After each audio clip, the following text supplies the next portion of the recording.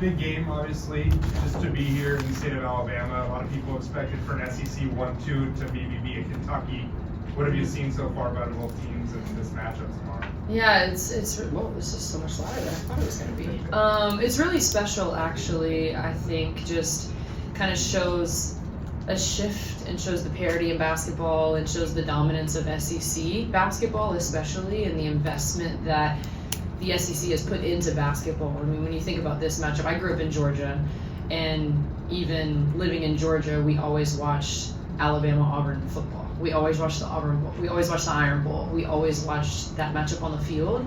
And for there to be this much excitement about a 1-2 matchup on the court is special for me as a basketball fan. I love watching programs rise and grow, and you've got two incredible coaches. You've got two teams with depth. You've got two teams that play really exciting basketball. You have two teams that can score at a high level. You also have two teams that defend really hard and play really tough defense. So for me, when it comes to growing the game of basketball, these are the type of games I tell people to watch. Like if there are people that are like, oh, I don't know, I'm not sold on basketball, I would be like, watch this game. And even once the game happens, I would say watch the replay of this game because I know it's going to be a good game.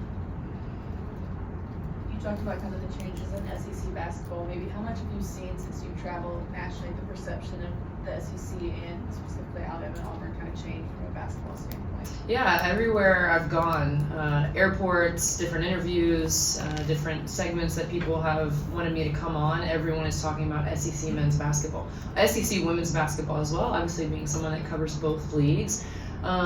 Everyone wants to talk about the SEC and why it's so tough and why it's so dominant and why anybody can get beat on any night.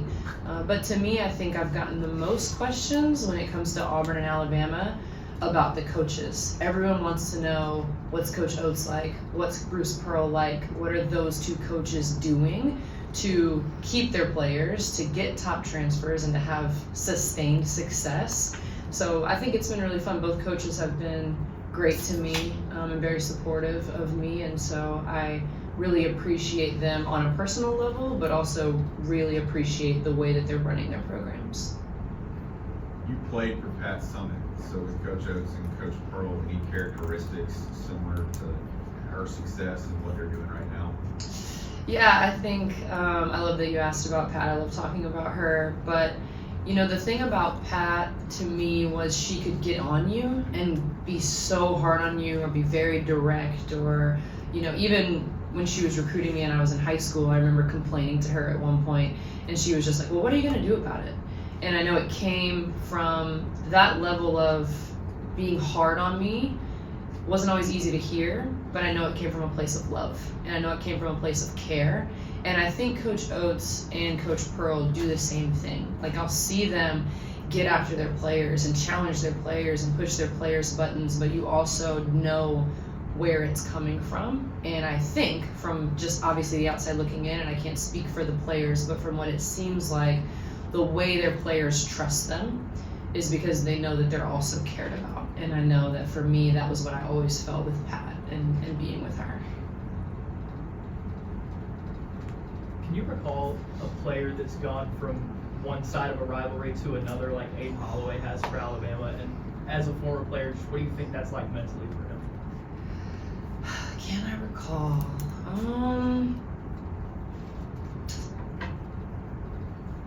I really can't. Like when you think about the biggest rivalries, which ones come to mind, right? You think about Ohio State, Michigan, you think about North Carolina, Duke, you think Auburn, Alabama. Like those are probably the three, and I can't think of a time when someone has switched sides.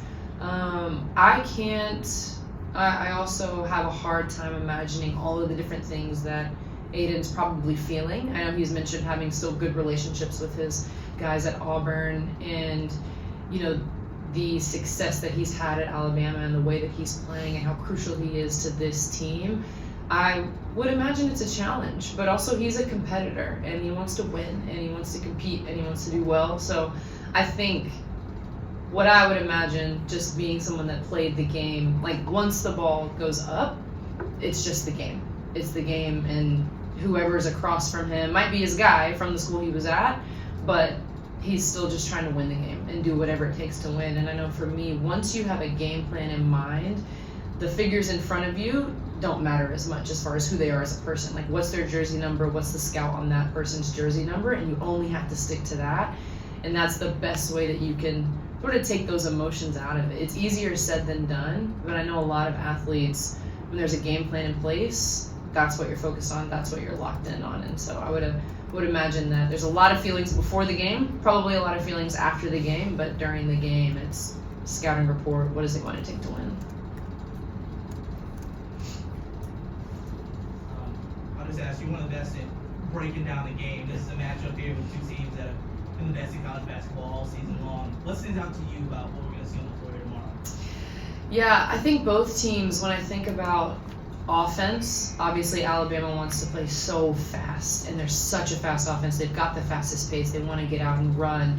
So Auburn slowing Alabama down defensively, what is that going to look like? How do they limit Mark Sears? That's probably one of the biggest things that I'm going to have my eye on, especially after watching the Florida game where Walter Clayton Jr. sort of had his way.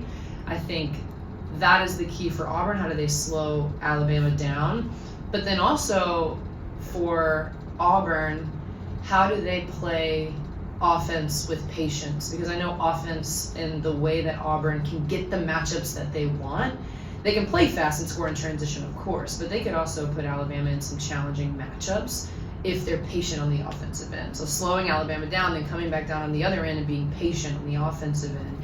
And for Alabama, on the flip side of that, they need to play defense long enough and finish the defensive possession and then get out and run. It's going to be impossible to play with pace if you're dragging the ball out of the net every single time, right? So if Alabama can get stops on the defensive end, that's going to be their best opportunity to run and play fast on offense. So it's really, I think, for me, a matter of controlling pace and which team is going to do that the best. And it also just comes down to making plays. Like, I think about both teams, they have players that can come in and score off the bench. They have young players that can score. They've also got veteran leaders on the inside and the outside. Who's going to make plays? And who is going to, I'm interested in who's going to start fast and start. So you can start fast but also seem rattled. So starting fast but also starting under control. Those are just a few things that I'm looking for. Obviously Alabama's faced him, last year, but just what have you seen from Janai, his growth from, he was a good player last year, but now kind of National Player of the Year, candidate, leader. Just was Alabama, did you slow him down? Have you seen him just take a jump this year? Yeah, Janai is so tough, right? He can score on the inside, he can score on the outside. To me, he's become a little bit more of a playmaker in the way he puts the ball on the floor and can do things and create different ways with the ball in his hands. I think being physical with him, obviously he loves to get to that right shoulder, like knowing his tendencies, being really physical with him and making him score over a high hand and not get the angles that he wants. Because when he gets the angles that he wants, he can not only score, but he can get the angle that he wants and draw the defense in and then make a pass, right? So I think with Janai, trying to limit him, send bodies to him, be physical, and just make him think. Because when he gets to just have his way, he's so good at getting angles. So I could see Alabama playing him a variety of different ways, but he's just that good of a player where you have to switch it up. Maybe you send a double from the strong side one possession, and then next possession down you send a double from the weak side, and try to make him constantly have to think and not pick the defense apart because he's that good. Anything else for Andraya? You mentioned the women's SEC basketball conference, which is definitely as strong as the men's. Can you speak to what Coach Curry has done here at Alabama, making the program relevant again? Yeah, it's hard for me to talk about Coach Curry because they beat us a couple of times when I played. We lost here a couple of times. We actually could never win here. It was ridiculous. But I really have a lot of respect for Coach Curry and the program that she runs, and watching her team and all of the different pieces that they have this year. I'm a Zay Green fan. She obviously started her career at Tennessee, but she has just poured so much into this program, and always talks about being a servant leader and leading with love and building that family feeling here at Alabama, and that's what resonates probably the most. Watching her also change the style of play a little bit as her team has evolved, the style has evolved. This is an Alabama team that I remember only running this matchup zone that was like an absolute nightmare. and she's been able to shift and change with the tide and with her team, literally and figuratively. But it's been fun to watch her. I know she gave us a lot of trouble and challenges, but a lot of respect for her and her program. They're always one that you're worried about, and they're always a team that you think can make a run in the tournament just because of the consistency that you've seen from her and from the different teams that she's had. Great. Anything else? Okay. Thanks, Andrea. Thank you. And See we'll ya. have Reese Davis after.